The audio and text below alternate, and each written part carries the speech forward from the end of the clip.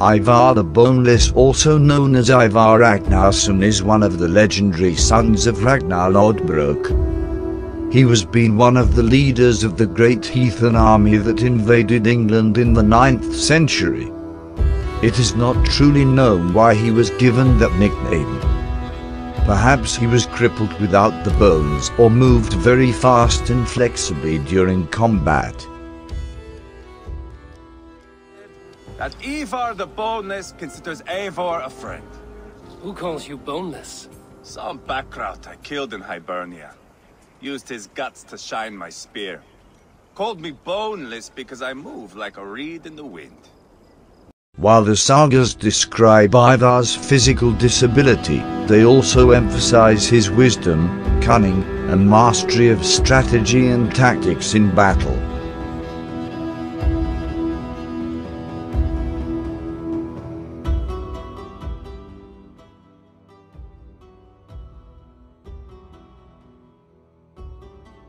The year is 865. The huge fleet of the longships landed on the shores of East Anglia.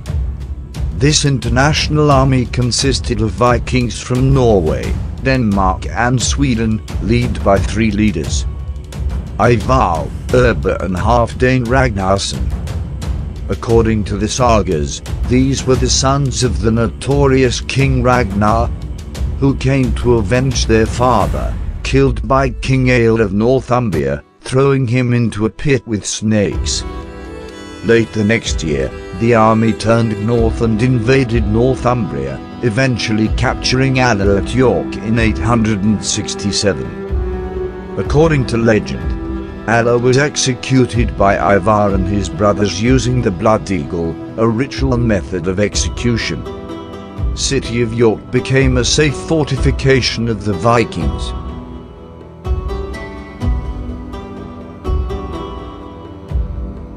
Later in the year, the army moved south and invaded the kingdom of Mercia, capturing the town of Nottingham, where they spent the winter.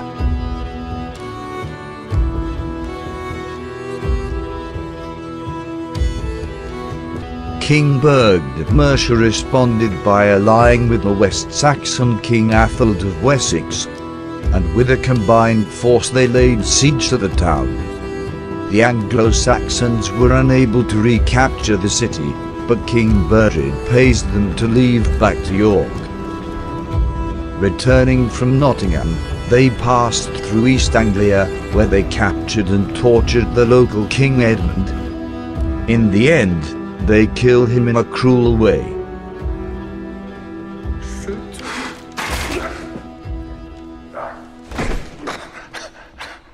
With this act, Ivar gained a nickname Kingslayer.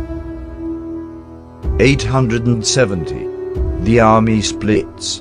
Ivar and Halfdane remain in Northumbria and East Anglia while Ivar goes to conquer other territories in the north. In this case the kingdom of Clut in the south of Scotland.